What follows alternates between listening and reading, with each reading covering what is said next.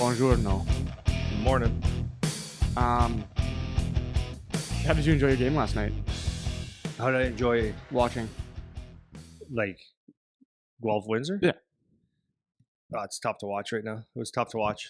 Yeah. I like watching my kid, and watching them rebuild is hard. It's hard. That's hard to do. Green Tree had 5 points. How do you what do you think of him as a player, Green Tree? It's a good player. Yeah. Like what about what's I haven't seen him enough to know like what stands out necessarily. Good. Just He's- Yeah. Yeah, I haven't watched him enough to Pretty say. But he's big. 6'3". He's puts points up. I saw he hit 200 points yesterday. Yeah. That's a lot. Yeah. Is this third year? Third year. That's good. Do you like watching in Windsor or no? Do I like watching the games In Windsor. Like the rain. I like it because it's only a 20-minute drive to the house. Yeah. I do like the thing is, you were there at a couple games or a couple weeks ago before Christmas watching the game with me, and I don't like talking in a game. So the problem with going to with games with the more people that you know, the more people stop and just say hi, and it's am I bitching about that? No, but I just want to watch my son play hockey. And actually, when I go to a game, I just want to watch the game. I don't want to talk. So that's what I don't like about it. And then, but yeah, it's fine. It's no different than anywhere else, really. Yeah, my my dad's a big Lions fan. Yeah, watches every Lions game no Does matter he really? what. Yeah. Always, yeah. Yeah, he's like increasingly been into it since he doesn't have to chase me around watching hockey anymore. Yeah. So I think he was always like that, but he just couldn't watch the games. He prefers watching at home for that reason. He's like, I don't want to be in the noise. I don't want somebody to interrupt me. I want to hear the commentary. Like I want to hear like analysis. Because if you're it's not so much at a hockey game. It's not as much at a football game. There's stuff you miss. Like if somebody gets hurt, like there's so much shit going on. It's actually hard to tell. So unless they announce it or put on the jumbotron or whatever, I think the TV is way better. Yeah. So he prefers to stay home. Yeah. To watch football. Games. You see, like when I went to 2 Lions games in my life. I'm not a big fan of going anywhere with a lineup, anyways. But anyways, all I see when I watch a live football game is you see guys lined up like this, and you see that. What's the play? And I don't understand the game enough. I mean, I do, but I don't understand the game enough to say, okay, this is what's happening. So I don't see plays evolve. Where I think it's better on TV is because they go and replay and then they break all that stuff down, so you learn the game a little bit and you can see what actually happened. I think maybe I don't know what I'm talking about at all, but that's for me as a fan. Whereas hockey, it's like stuff's going around all over the place. That's the difference I find because better to me. I'm getting more and more into football now because my dad is all into it, and then on my Christine's side, her parents have season tickets, so they go to all the games. That's so awesome. I get it both sides. So just through osmosis, as they say. Yeah. And it's I enjoy watching football because you can it's much more relaxed of a game to watch because there's so many breaks in it. So it's just so different. I'm starting to understand some of the plays and well, so if you watch it, you can sit there, and football is a game that you can watch it with other people, right? Because you get the guy that cheers for everything and all that stuff, but there's a play and it stops and then it's broken down. You can say, hey, that was a good pass. Oh, he should have did this, and you can talk and you're not missing anything. Whereas hockey, someone's talking, you're going like your brain's divided, right? I want to watch and stuff. What I find in watching a hockey game is a lot of times someone's watching a different game than me. So, for example, my wife, who I say I don't like watching the game with anybody, she thinks because we're married that doesn't mean her. And it's like it's even more frustrating. And I don't mean this because I hate her guts. I love her to death. But when she watches a game, she says something and I just get hyper, like, okay, yeah. Like, stop talking to me, because she's watching a whole different game. Like what I'm watching and what she's watching is different, and it's no different than, if let's just say your son and my son are on the same team and your son's a D, my son's a forward. We could be watching a whole different thing. Like you could say like, oh man, the puck needed to get out there, or they left him on the back check, whatever. And then I'm watching something else. Like we're not watching everything the same. Right. So you're watching different games. So when you start splitting atoms in my brain like that, I'm like, no, this is not good. So I'd rather sit there by myself. Don't even come say hi to me. No, seriously, like just leave me alone. Well, that's like when you and I watch do. the game, like we don't really talk a don't whole talk. lot. There might be No. like one or two Yeah. things, like Yeah. little inputs, and then Yeah. it's like we're just like not. Just watch. That's that's actually a great segue because I want to talk about World Juniors. Before you do though, Okay, but bookmark that about like how we're watching different Yeah. games. Okay, Different different games Yeah. because this is a key thing I want to talk about. But you go first. what I want to know, did you get anything good for Christmas? Not give. Who cares what you gave? I got new Jordan Peterson book. Oh, what's it called? I didn't see that. We Who Wrestle with God, and so I started reading it. I'm a big Jordan Peterson guy. Yeah, he's awesome. Oh my god! But his books. Don't be in a rush. You better not be in a rush. Don't be in a rush. If you're gonna do a speed read, you will get nothing out of it. It is dense. So like the nice thing about this one is it's really chunked down into it'll be like chapter 1, 1.1, 1.2, 1.3. So it gives you kind of like 10-page increments. So it'll take me half an hour to read 10 pages because like I'll read it and then I'll have to be like, okay, what? And like I got to read it again and like actually digest it.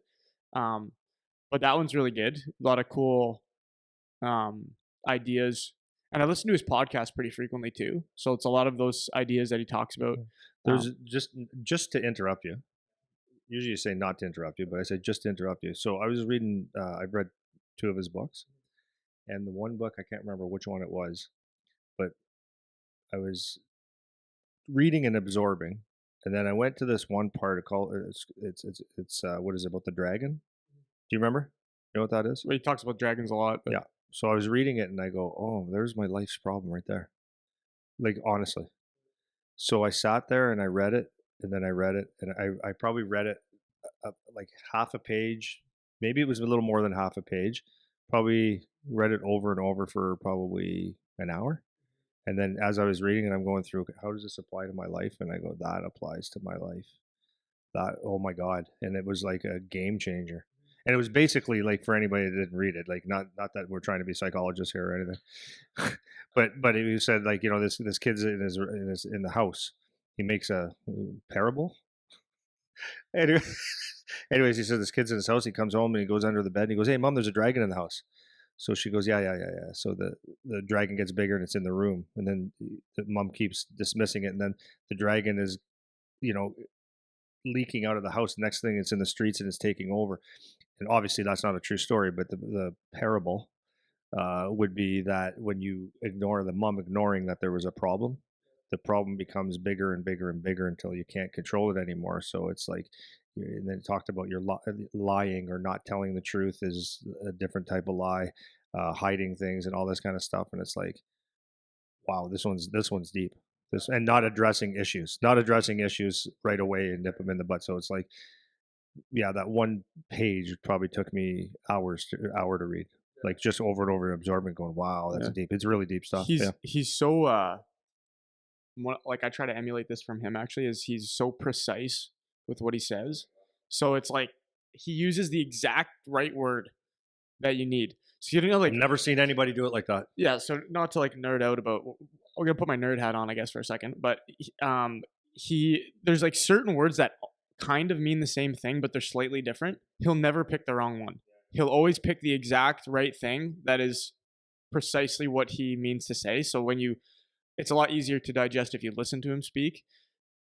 It'll just like, he'll have 4 sentences in a row that is just like boom, boom, boom, boom, of just the exact perfect thing where you're like, and it's like you knew it was true, but you've never heard it like that, or because he puts it the exact right way. It's the amazing. Other thing when you're reading his book is that you need a dictionary. There's so many words that you read a thing, you go, that sounds good, I think it means this, and you look it up and you go, oh, that's what it means. Right. Yeah, it's funny. It's so he had his first 2 are the 12 rules books. So he had 12 rules for life, and then 12 more rules are the first 2. And then this one is called We Who Wrestle with God, which is more just like my like high level thing of it is not dismissing the concept of God existing, because nobody knows what that even means. So he's kind of like, hey, before we throw it in the garbage and say or just say it is. Yeah, or just say it is. Like, how about let's kind of dissect it. So he dissects a lot of the biblical stories and concepts and stuff like that. And it's really interesting. So that was probably my top one. That was probably my highlight one. I didn't get a whole lot of like. I'm not a stuff guy, so I don't get like a lot of stuff. But then you get your usual smaller things. What'd you get? I got 2 books.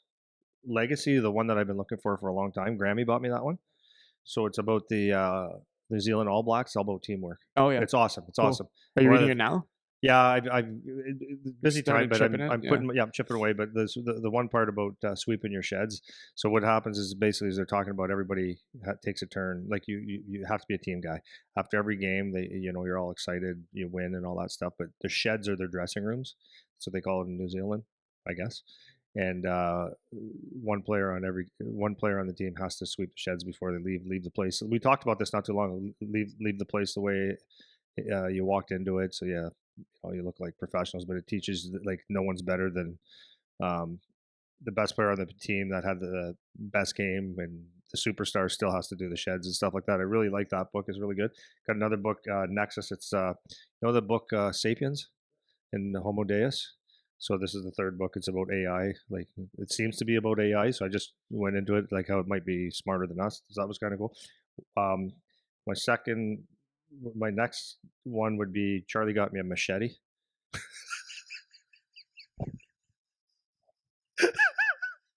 dude, it's a machete, A legit like double-sided. It's this long. I love it with a strap. I could walk around in my backyard with a loincloth and just like he got me a machete and I love it. So I'm like, so he got it because he goes, how I tell you I like starting a fire outside? I love going just to our branches and trees, and I just like I'm breaking with my hands and stuff like that. So he got me a machete to chop it.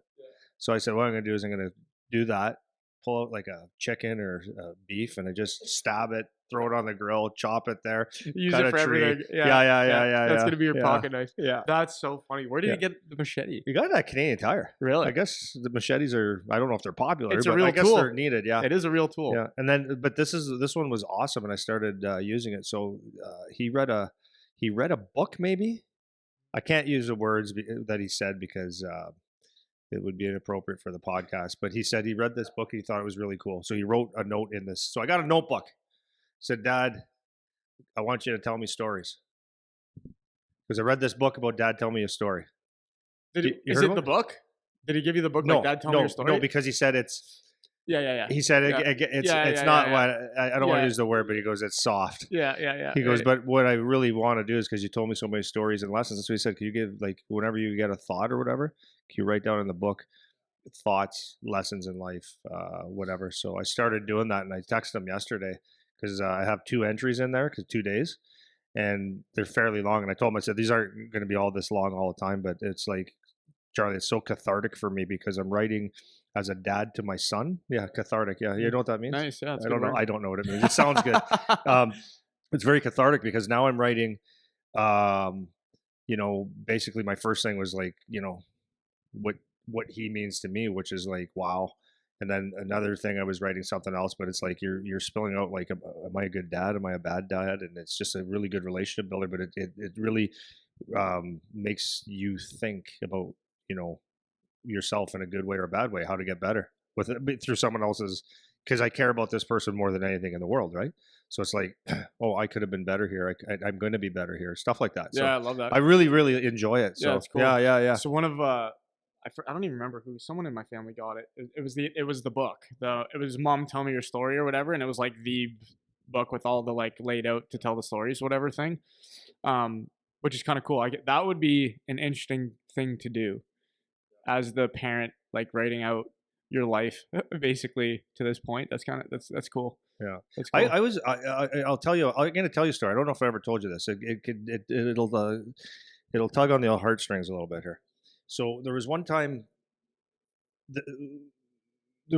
Charlie. It was I was having a bad month, whatever, and it was like a lot of stress and a lot of like. I was at a point. This was a couple years ago, before he was drafted, I think.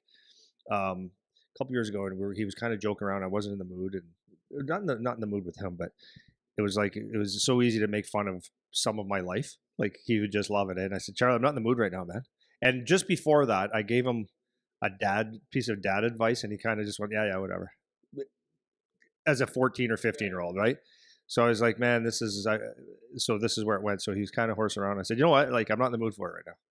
So then I said, okay, listen, I want to tell you something. I said, you know why I'm not in the mood for it right now? Because some of those times in my life were not fun. Okay. They weren't fun, man. And I can laugh at it and stuff like that, but they weren't fun. And I just gave you some advice in life and you just kind of went, whatever. And I said, I get it. You're 14 years old. I know it's okay. It's fine. But I said, you know what, Charlie? Or son, I don't want to say his name all the time. You know what? I said, I wish I had that. I wish I had someone to guide me through life a little bit. I wish I had my dad to tell me a couple good things to say, hey, you're off track, you're on track. And I said, there was a point when I was done hockey. I told him this. I said, there was a point where I was done hockey, and my dad was a butcher to start, and then he had an attack, some kind of an attack, and became very ill or whatever. And well, anyways, he was not present. He was just like not. He just was not there. So, anyways, and then he went out for ice cream when I was, I don't know, forget what age. He went out for ice cream, never came back really.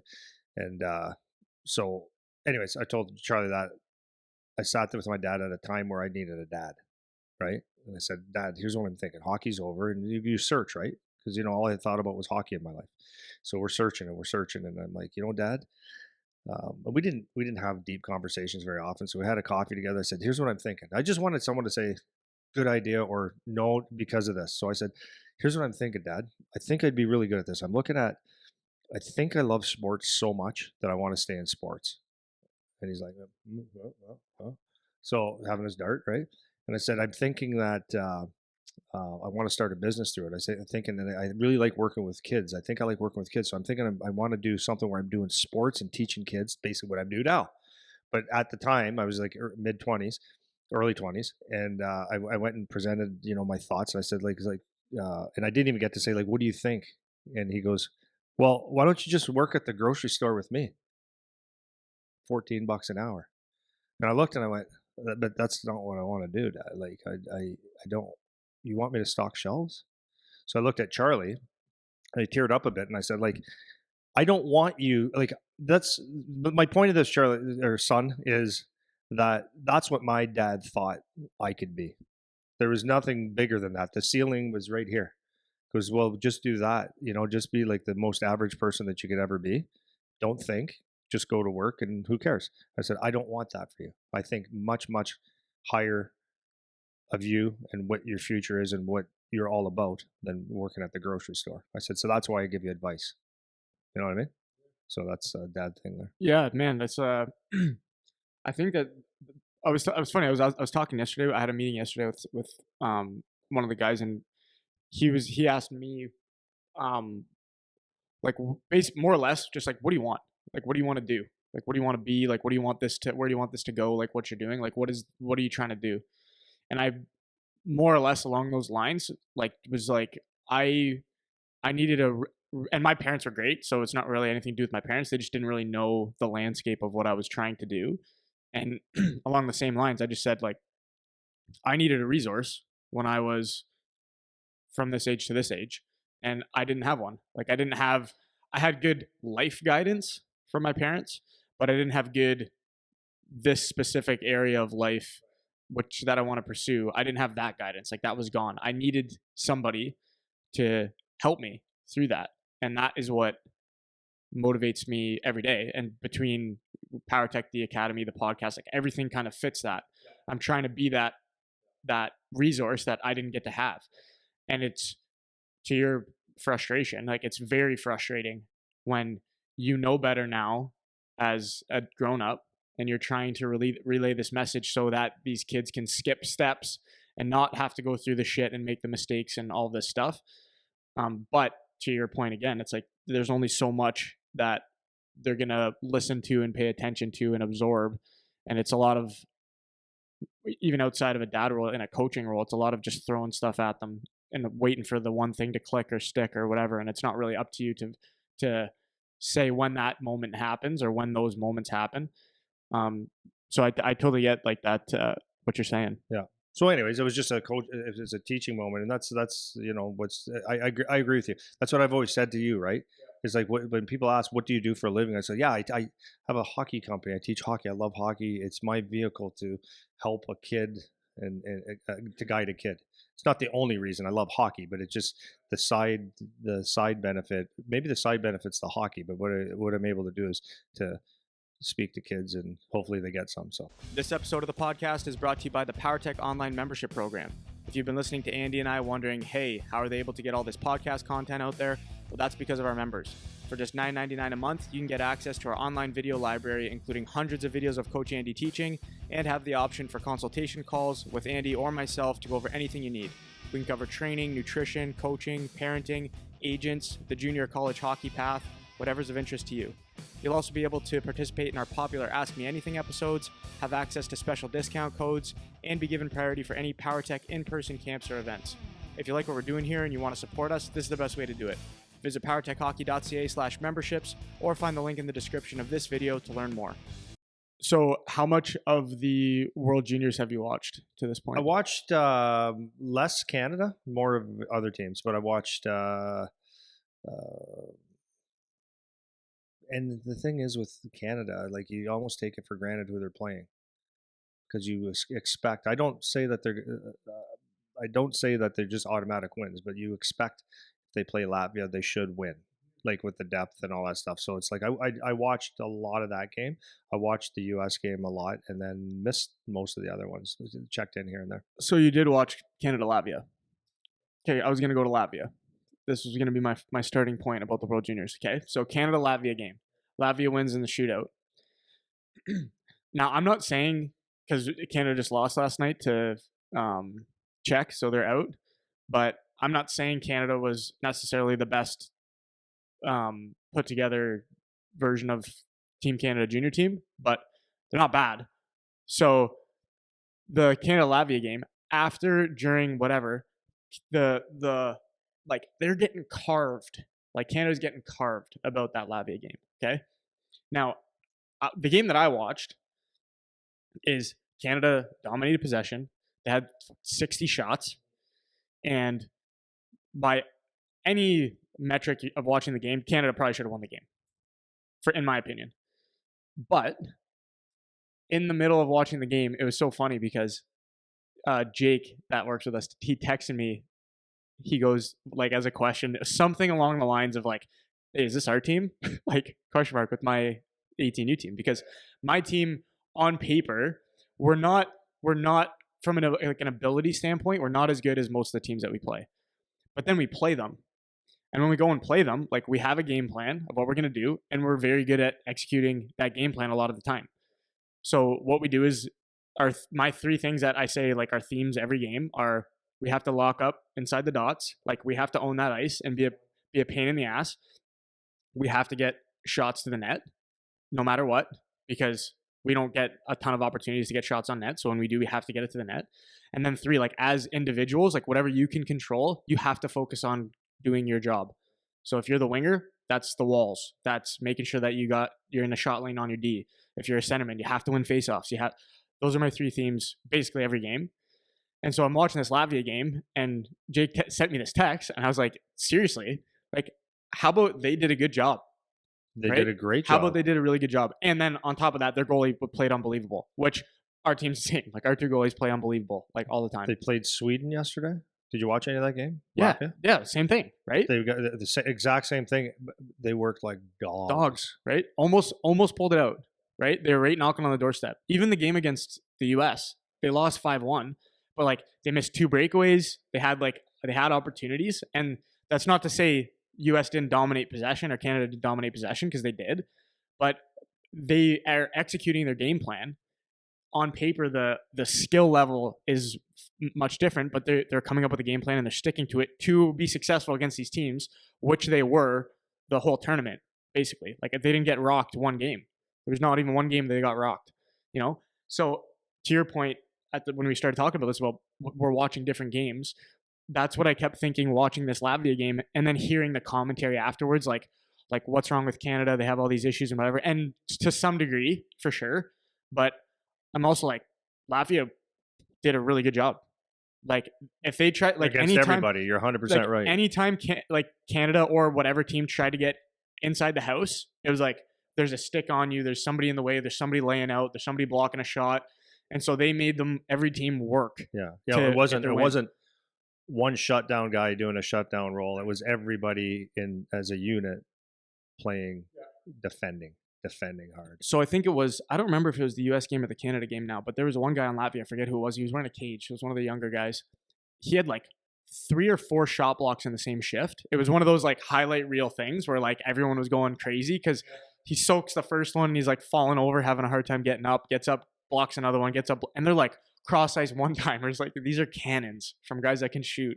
And he's just like taking it in the chest, taking it in the knees, like whatever. So that was the first thing when he said watching different games, like that's what it reminded me of. And when, for a lot of fans of the game, like I'm sure a lot of the people listening watched that game or watched some of Latvia play. Well, in Canada, they watched.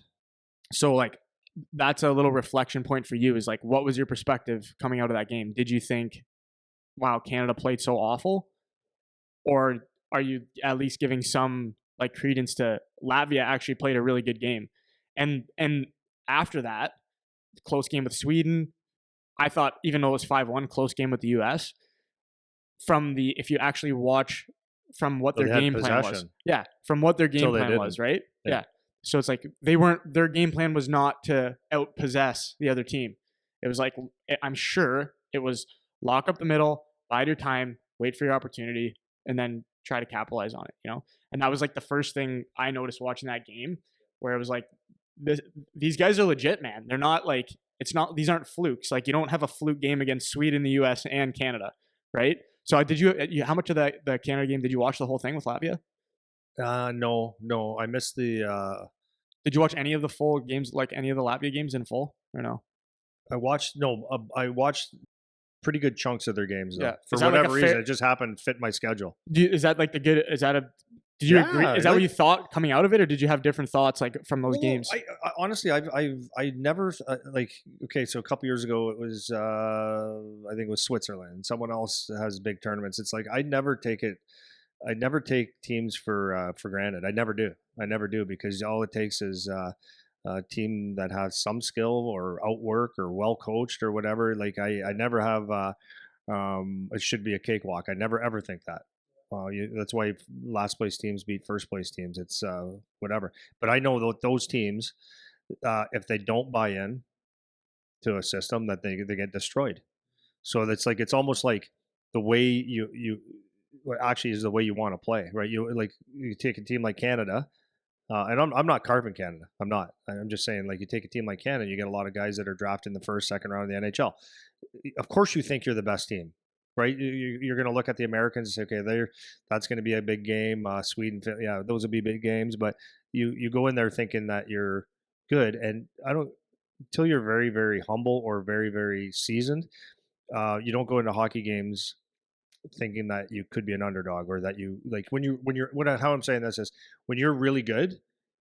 The work ethic, you don't have that underdog mentality where you have to do all the little things. That's why you'll see a lot of guys struggle when they're on good teams, or I don't even want to say good teams. You see teams struggle when they're good because they think they're good. And that's good to have swagger, but then you got to remember that what makes you good, right? What makes you good? Are you just playing one way? Is everybody defending? Is everybody pulling the rope at the same time? Because if not, then, if you're too worried about, I'm a goal scorer, or maybe you have to do a little bit more checking. Can you play that role? Are you willing to play that role? And this is what it all comes down to, right? So I would say that if you had the Canadians, for example, had a mentality of like whatever it takes, actually the words whatever it takes, and I'm going to do my job to a T with a forecheck, back check, neutral zone, dump it in, finish hits, block a shot, no selfishness at all, play for the team, then you probably get a different result. And I know that might have sounded like a backhanded compliment or carving the team a little bit, but it's just like, to me, it's reality, right? So you got to learn a lesson sometimes. You know, a lot of the guys that are like far deeper level than I do on that Canada team, because obviously now they're out. What were your thoughts of just about the team, like the structure of the team, or like, I don't want to turn into like obviously they're all like really good players, so I don't want to make it like what would you have done different, but like what did you see with like the structure of that team in particular on like the good, the Okay, bad? I could say this. I could say Yeah. this. Number one for me is I think sometimes, and I would say this with scouting. I would say it with when people get drafted. I would say like a lot of times people fall in love with people real early, and when people fall in love with people, it's like they can't give up the dream, and they sometimes don't detach themselves and look at a player from a different lens.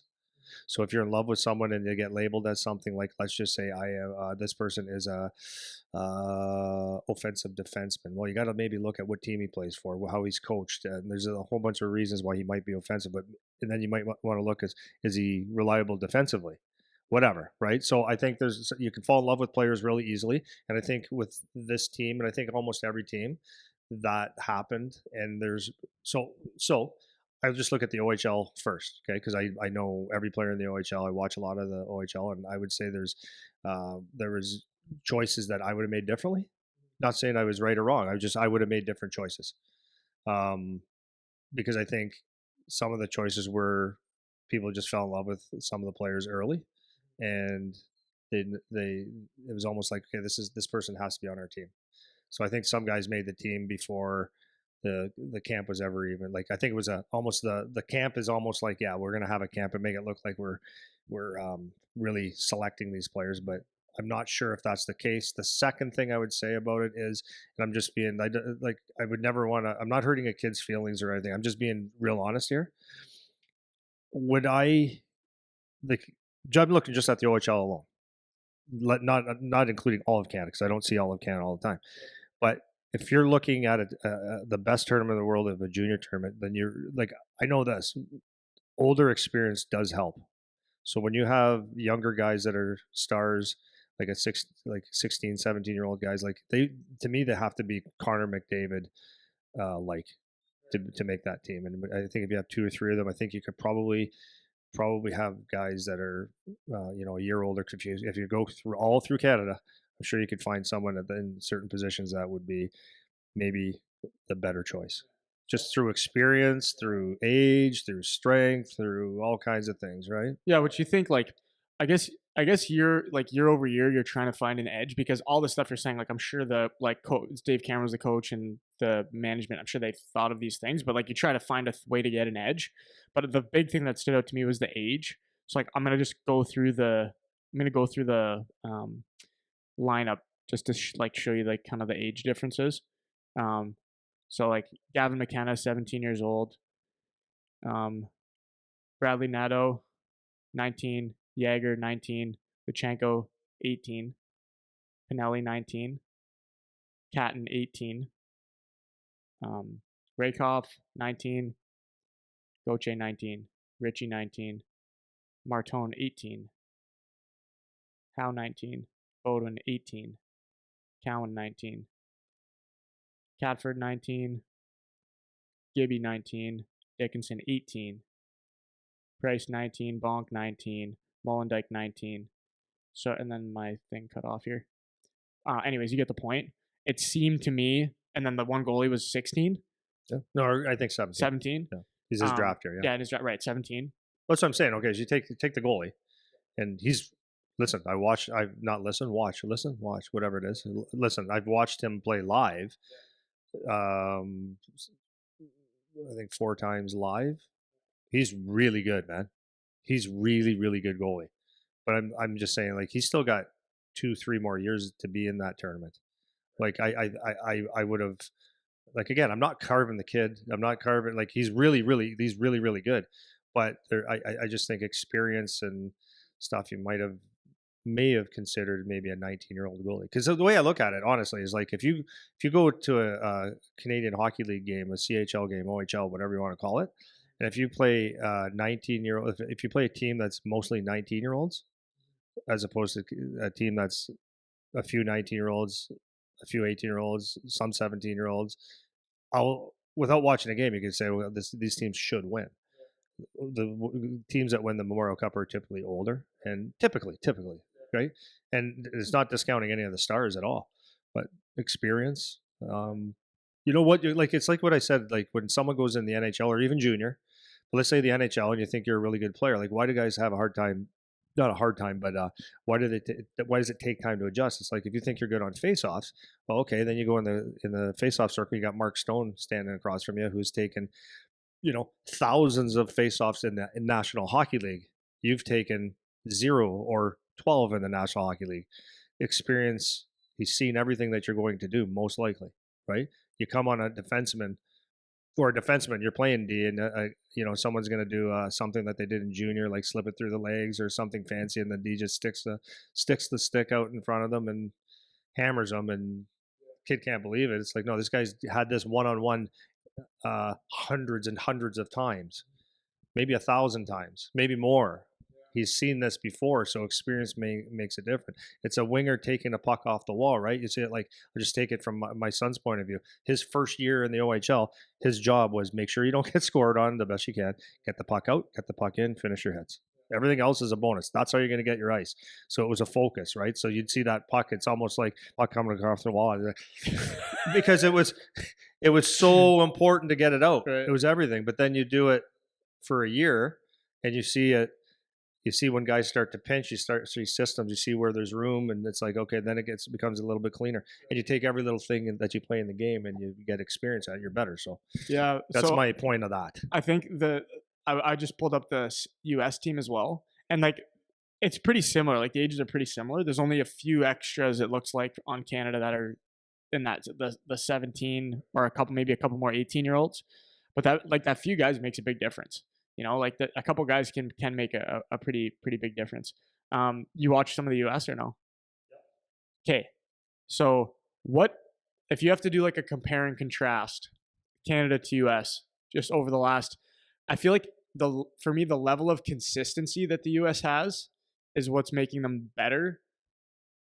Even though like year over year, it's like usually a toss up Canada US at any level. Doesn't just have to be the World Juniors, but like Canada US systems, like it could be a toss up. But like if Canada's number 1, US is number 2. If US is number 1, it's like Canada might be number 6 or 5 or 4, right? It's not like, I feel like the consistency is just better coming out of the US program right now. And that's just based on the eye test for me. Like I have no data or like anything like that to follow in what I'm saying. It's just the impression that I get. I don't know if you feel the same, or like, what do you see if you compare the two? Well, I think first of all, I think the hockey in the U.S. is becoming outstanding. More people are playing. They invested money in it. They have, they it's like any Olympic sport that they do. They put the money, they fund it. They do a really good job of developing. Right? They go to all ends. I think so I'll go back to Canada now. I think what Canada has have always been good hockey players and good program, but I don't think our emphasis was is to have the best. Like they want the best national program, but it's not done the same way that other countries are, to be honest with you. So like the US has done an incredible job. They had to focus on developing that national development program, right? And some people say part of it, like I've talked to a couple scouts that say, yeah, we like a lot of it. And some parts it's like, it's supposed to be a development program, but sometimes it's too much emphasis on winning. But hey, whatever. So, but the beautiful thing about what the USA do is they started that program late 90s, I think it was. And it's a team, it's an environment, and it's one of the reasons why they go. So they go in the USHL and they play as U17s and they get their basically ass whipped, but they're learning the process, right? Then they come in and at 18 they're a little bit better. But anyways, a lot of those guys have played together for a long period of time, and it's a team and it's a program, and it's and I think it just shows like when they come in, it's not a new team. So I think it's just it's awesome. Like I think they're doing great, man. They're doing a good job of developing. You can't knock it. Yeah, I'm noticing if wins are the most important thing, right? And but also their development is, can't argue their development either. So okay, this is what I was gonna say is I'm because I'm playing in the States a lot. We're playing a lot of these like 18U, 16U programs where they're like they're junior age, where they could be playing junior, but they're still playing AAA, whatever. Those are the teams that we're playing. And like these guys are all the baseline that all of them are at is just, I feel like the average is just higher. Like on average, these guys just have they're better skaters, they're better shooters, they're better puck handlers, they're in better shape. on average a little bit. They're just a little bit ahead. And that's comparing the best of their programs to the best of the programs that I see. Okay, so right? I guess it's different in Canada because we're in a rush here.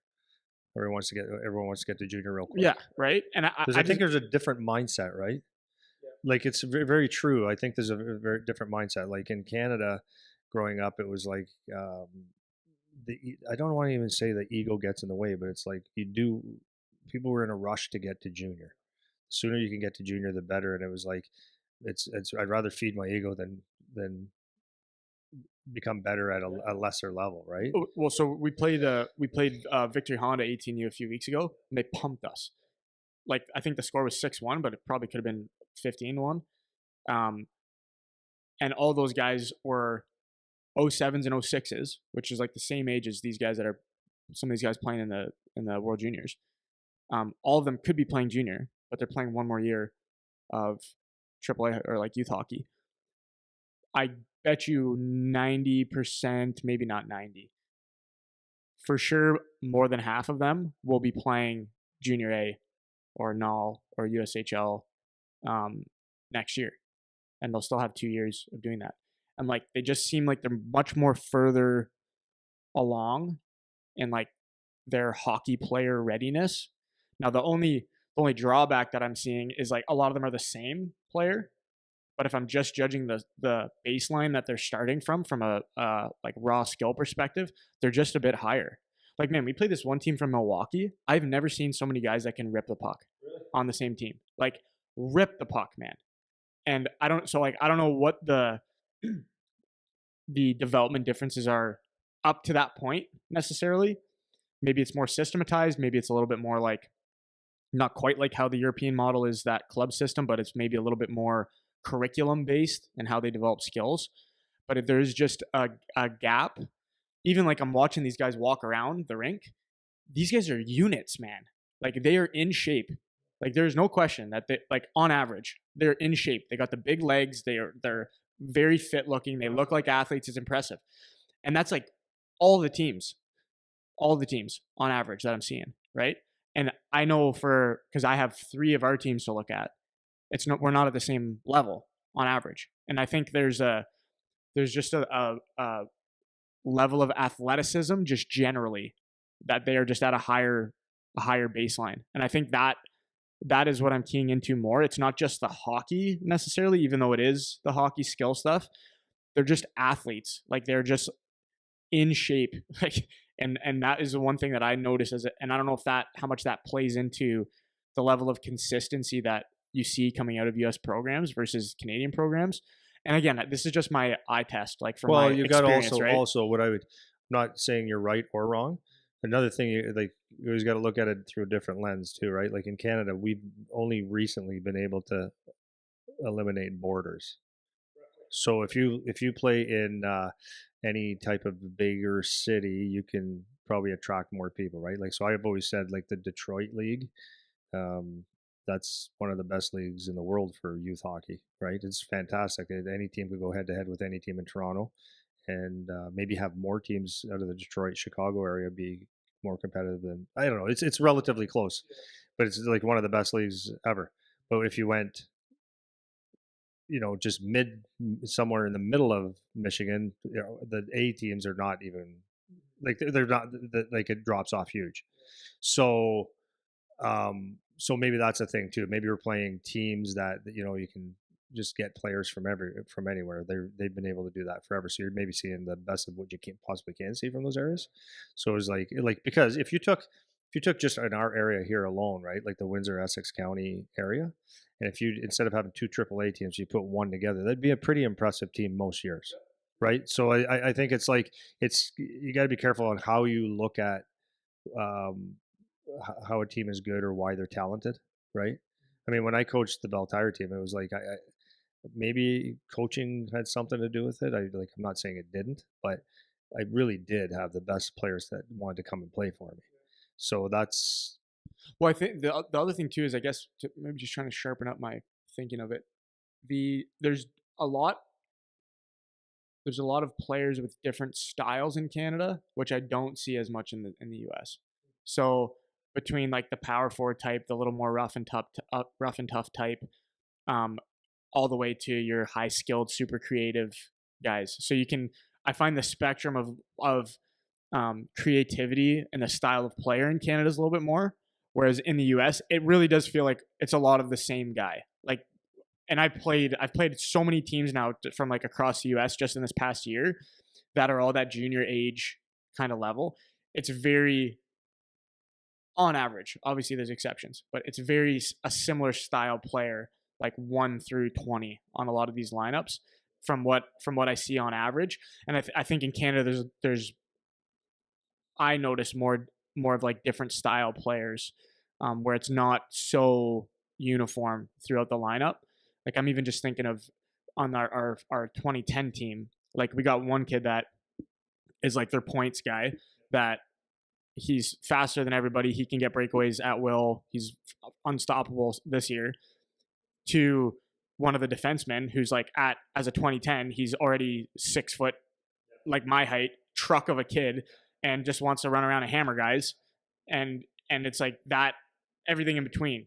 You know, we got the little shifty guy up until the big, and I don't see it. I'm sure it obviously is. It still exists on the U.S. side, but I don't at the higher level, like where they're like around junior, where now everybody's big, everybody, and like the growth thing is not as much of a difference, or the puberty thing doesn't create as much of a gap. They're just a lot of them are very similar. And then on Canada side, not that one is better or worse necessarily, but just that's a difference that I notice. Is like there's a little more room for creativity and the style of player on the Canadian side, maybe. Maybe. And I don't know, but I know at the end of the day, if you take like the Americans when they pull out a goal scorer or a high end offensive player, there's a lot of them.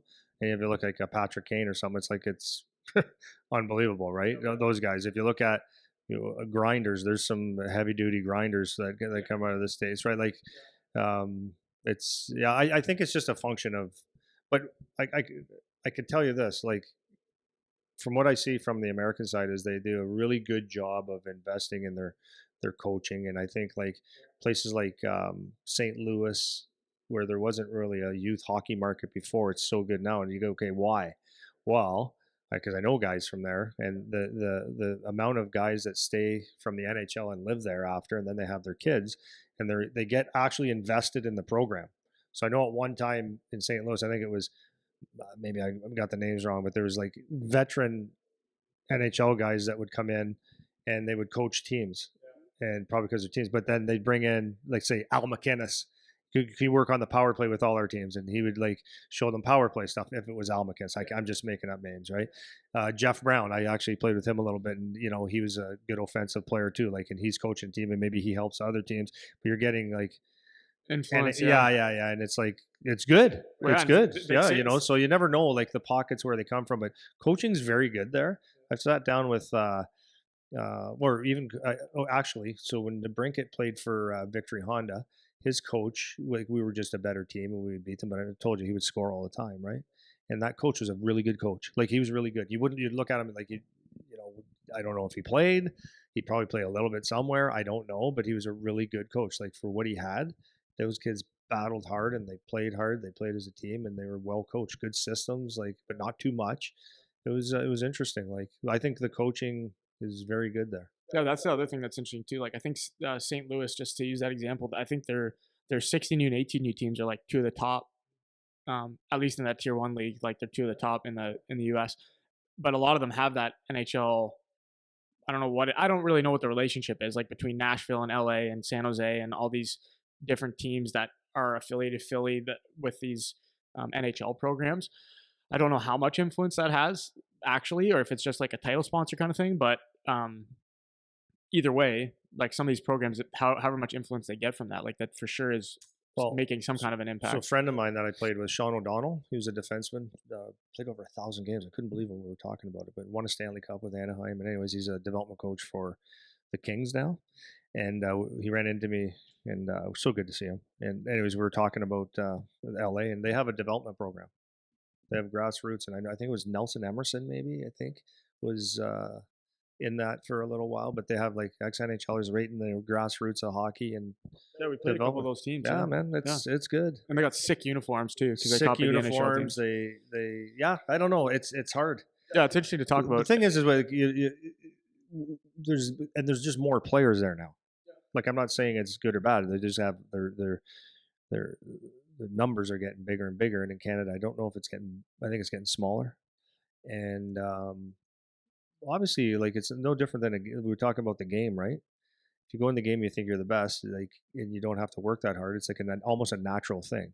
You work hard, but like, are you really giving it everything you got? And I think Canada for a long time we've just been a superior hockey nation. Like it doesn't mean we're number one all the time, but we've always been superior, and we've always been able to play and mostly win. And I think almost get away from what makes you good. So if you just we'll put our best 20 guys together and we're going to compete and win, well, that doesn't work anymore. There's got to be maybe a little bit more structure if the national junior team and the Olympics and the international tournaments are actually really, really important to you, right? If that's important to your nation, then there might be a different model. And maybe I'm wrong. I don't know. But it seems like it could be better. But I don't know how many players would give up playing in the OHL to, you know what I mean? Like there's a trade-off, right? And that's where I think in the United States of America, where it's an interesting program because they were never in a rush, it seemed, because they had a different mindset when it came to hockey because their other sports are like this. You go to school, you play for your high school, you play for your college to get to college, you play for college, and then most people don't play pro. So if you get to be a pro, great. But getting to college was a big thing. So in hockey, a lot of these kids, especially from outside of Detroit, no, I wouldn't even say outside of Detroit, but all these kids are not thinking about how do I get to junior fast, like at 15, 16 years old, like it's the most important thing. They're thinking, you know, I remember talking to a college hockey, Mike Snee, about this. He goes like, at 16, when my son was getting drafted, he goes, there would be no consideration about college or junior. That's what we had to do in Canada. The kids would just play at the next level, and there's 4 years before they're going to go to school. So like, why do I need to play junior now? Like it was just a different mindset, and I think maybe it's better. I don't know. Yeah, it's interesting, man. I like the contrast, like between the two systems, but like even the European systems are really coming up now too. So I'm really more and more attracted to that club type model without turning it into like a hyper specialization. It is super interesting. I would like to dig into that more. Okay, I'm good. You? I'm good. Nice. Okay, bye.